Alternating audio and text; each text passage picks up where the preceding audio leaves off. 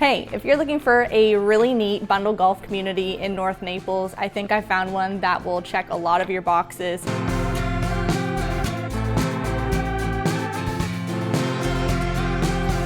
My name's Maddie Mark Shirk with the Beatty Westerland team at Premier Sotheby's International Realty. I look at a lot of golf communities in the area, and I found a bundle golf community that doesn't really feel like a bundled golf community.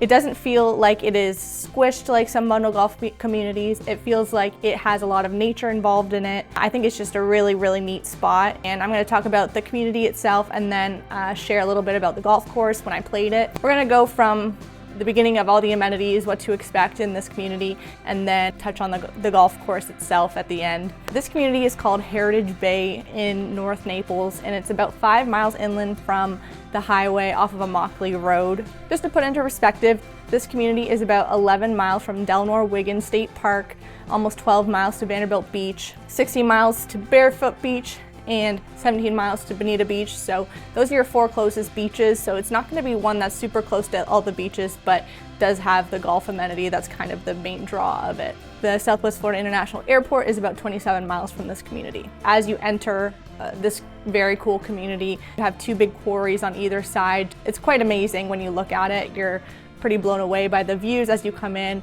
The water views themselves are more for the homes, not necessarily part of the golf course, but it's just a beautiful scenery as you drive in. The amenities of Heritage Bay start off with the 27-hole golf course.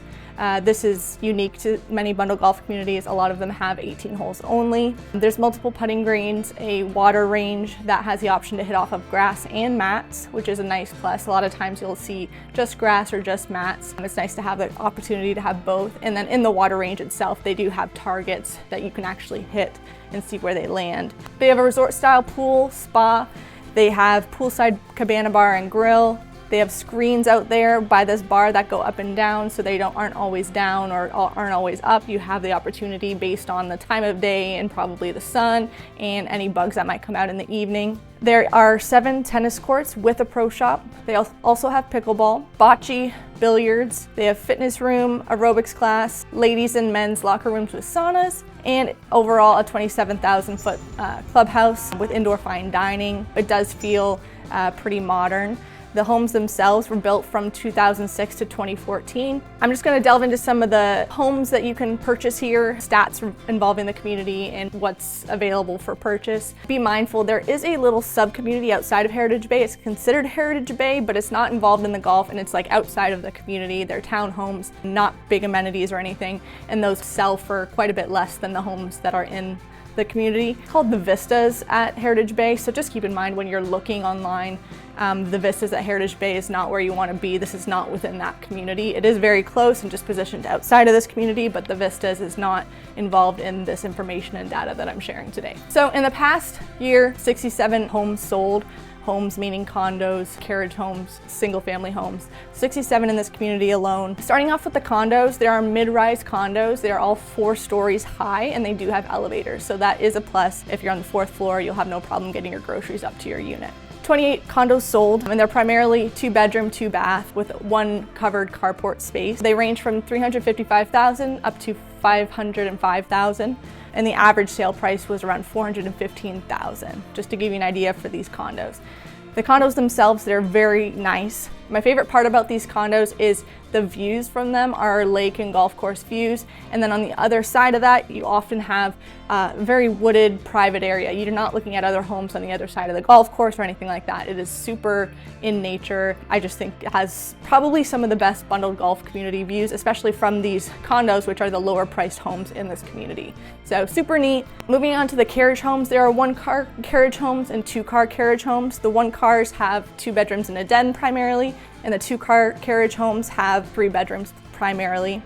The 1-car carriage home sold from about $515,000 up to about $643,000 in the past year, the average sale price being $565,000. The nice part about a lot of these 1-car garage carriage homes is they have a screened in front patio as well as a screened in back patio. So you have the front one that overlooks kind of the parking lot and garage spaces, and then one that has probably a better view on the rear side of the building. So it's kind of nice. So if you're facing east and west, you can get the sunrise early in the day and the sunset later on in the day. Out of the 2-car garages, 10 of those homes sold, ranging from $660,000 up to about $820,000. The average sale price being $744,000. Like I had mentioned, they're 3 bedrooms primarily. A lot of them have expansive lake views. One area of these 2-car garage carriage homes is located pretty close along Immokalee Rd. They have some of the best expansive lake views, but there is a little bit of road noise, just to keep that in mind. Lastly, we're going to move on to the single family homes. They're very beautiful. 11 sold in the last year, from $970,000 up to about $1.5 million. So the average sale price was around $1.24 million. And they're most commonly 4 bedrooms, and some of them have 2-car garages and some have 3-car garages.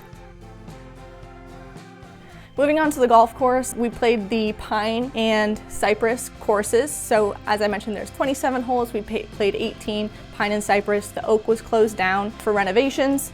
A big perk in this community is there's always going to be 18 holes open. At least that's what I was told. So when you move into the community, it's not like you're going to have the whole course closed for, say, a couple weeks here and there in the summer times. It seemed to me that they would close 1 9 down at a time, work on that one, and there was still 18 holes open. So that's a huge perk about this community. The one downside about that is you have 1,200 homes in this community, and if 1 9 is closed, then you have 18 holes for 1,200 homes. For reference, the bundled golf communities typically have 800 homes for one 18-hole golf course, so the density might be a little bit trickier to get on the golf course. However, hopefully this renovation is being conducted during the summer months, therefore there's going to be less people here physically and still just a normal amount of availability, but it's just something to keep in mind. The biggest thing that I had mentioned, it doesn't feel like a bundled course. It's expansive, it's beautiful, it's full of nature. There's some areas where there's no homes on the golf course. Homes aren't lining every side of the fairway for every hole. So just kind of nice. It doesn't feel squished by any means. Lots of nature out here as well. Saw turkeys, alligators. I'm sure you see the odd deer, bear, maybe. And there's a lot of combo tees. They have numbered combo tees as well as colored combo tees. So there's just a lot of different ranges of distances to play from that you can mix it up from, no matter your skill level. So that's pretty cool.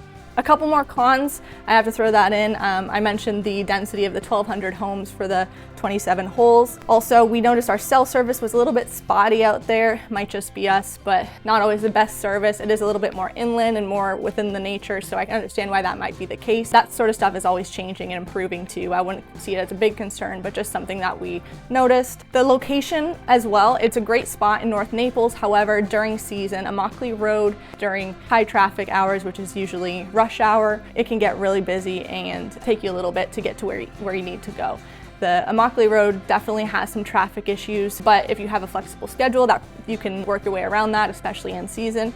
This is probably the case for almost all communities down Immokalee Rd. There's more and more construction happening down this way, a little more inland, and a lot more people come to work and do activities in Naples, in the city. Just some things to be mindful of. I really like this community. It's neat, has a lot of pros. The course was in great shape as well, just phenomenal. Hopefully you found this informative and helpful. If you have any questions, please reach out to me.